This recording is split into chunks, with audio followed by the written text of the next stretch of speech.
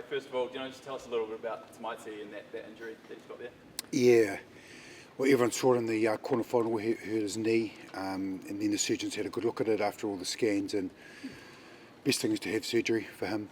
So did he play through that Super Rugby final with a pretty buggered MCL here? Yeah, a little bit of cartilage was locking his knee out and he couldn't quite straighten it, so it was pretty immense effort from him to get through that whole, majority of the final. Yeah. How long do you expect him to be out for? 6 to 8 weeks, but we'll, if it's 8, we'll manage it. Yeah, it's tough, like he's obviously been in great form, but he'll rehab quickly and he's in good hands.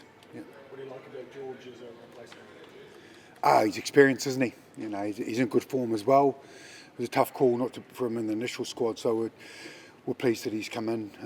He brings a lot of energy. He's got a great singing voice too. Yeah. Should he have played in the final?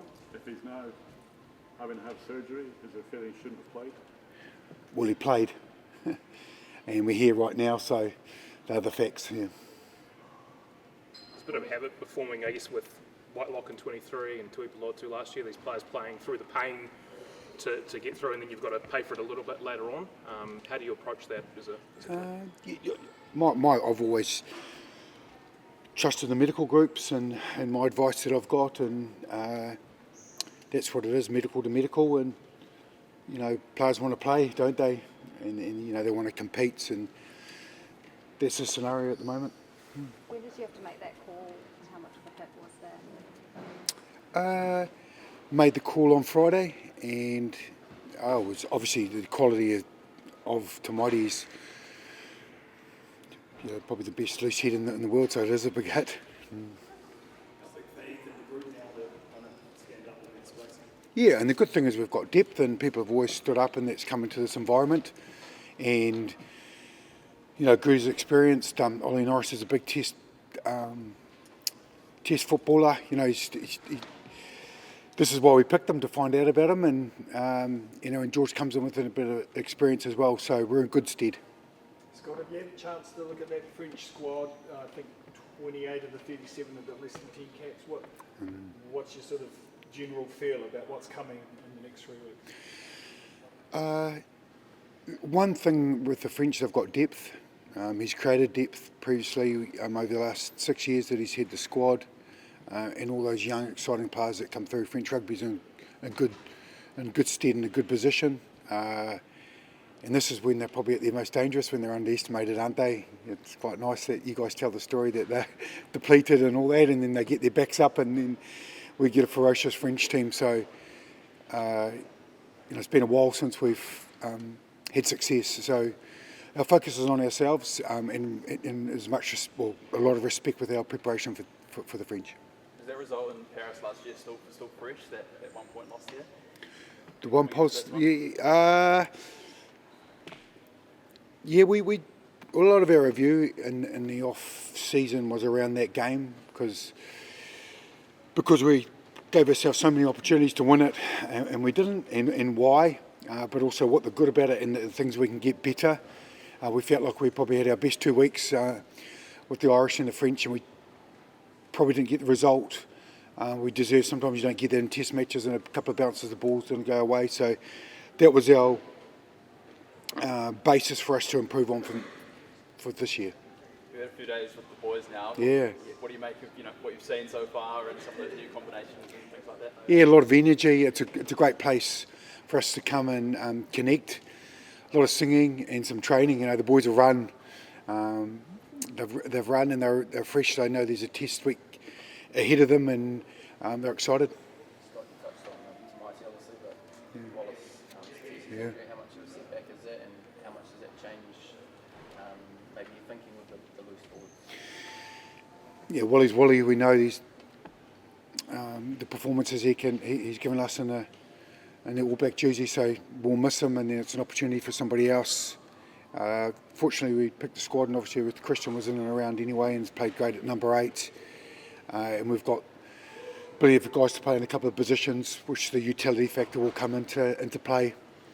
But yeah, it's tough. We feel for Wally, but he's a great rehabber. He came back last time amazingly, and he will again.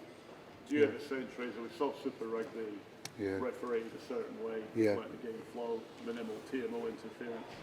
Got the Lions playing a series over in Australia at the moment. World Rugby will have a big look at that. Have you got a feeling referees are going to be told to referee to a slightly different formula than the one we've seen so far? Test footy is a little bit more under the microscope, for sure. The game's a little bit more stop-start, just because of the nature of the contest. And, there's obviously with the red cards and yellow cards, we're aware of what we need to be in self-control of. So we give the refs good pitches, but it's definitely in the front of mind. We learnt that last year.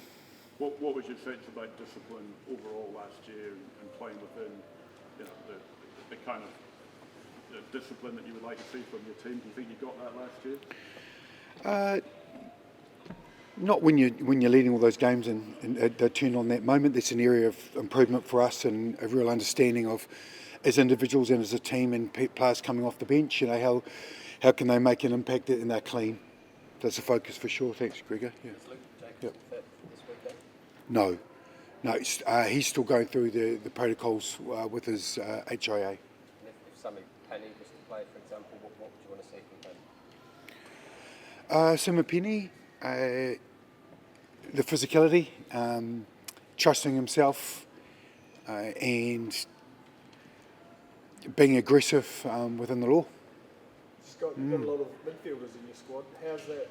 How are they, I guess, responding to that challenge with so many of them vying for 2 starting slots? What are you seeing from those guys? Yeah, they've been great. They've been good. They've been teaching each other, coaching each other, and giving a little bit of feedback and competing. There's some great trainings, and as I mentioned, they're named as midfielders, but they could be playing other positions. That's why we've gone for that mix. Just going into July, obviously always a challenge, getting your blokes up to speed. First quickly. 3 tests of the year. What did you learn last year that I guess maybe you've adjusted to or changed up this year? Are you doing anything slightly different? It's a fine balance, Mark, because you've got to give them enough. You might go through the lineouts quite quickly. You get a few more lineouts than you think, and then you've used up that menu, as we call it. And then what are we going to go to now? But so you've got to give them enough, but not too much. And it's the fine balance of the two. We've got a lot of experience here, and you get great feedback. You always check in with them. You feel like you've got what you need. Both sides of the ball, enough contact work that's come in. Like a lot of guys have played some great finals footy, so a lot of them are physically ready. Some of them had a little bit more of a break, and they do extras, one-on-ones on the side there, and get a bit of grapple and work with Tamaiti Williams on the sideline. So everyone needs something different, but we're in a good space. Yeah. Scott, in terms of mindset, preparing this French team with B players that has nothing to lose, do you prepare your players to a special mindset, facing men who have nothing to lose, just raise arms? I think the first thing is awareness, that they come over with the ability to play. As you said, they're quite free. There's not too much weight on their shoulders, and respect that they can be dangerous. And so we have to show that. The biggest thing is we respect them with our preparation and understand those strengths, but also the ability that we've been together for a year and our cohesion's high and trust ourselves. And do you think your players are responding to this call that you make? They will respect this team? That's what the art of coaching is, We'll find on Saturday. But we'll build for it. I think it's important, a sold-out stadium. This just shows the respect to the French. It's been 2018's a long time since we've sung a song in our changing room after we've won. So we're well aware of the contest ahead. Sounds like morale's been pretty high at camp so far. Who's been leading the singing and joining in? There's a few boys with they could start a boy band, I reckon. It's pretty special.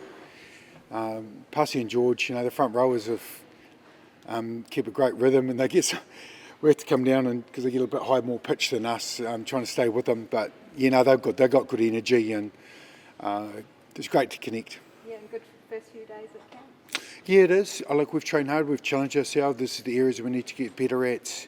what did we learn from last year, and what did we learn from training, because obviously we haven't got a game to review, so now it's time to get excited. Do the new faces bring some pretty new energy as well? Tell me about that and what you've seen in them as well. A little bit of nervousness and a little bit of excitement combined together.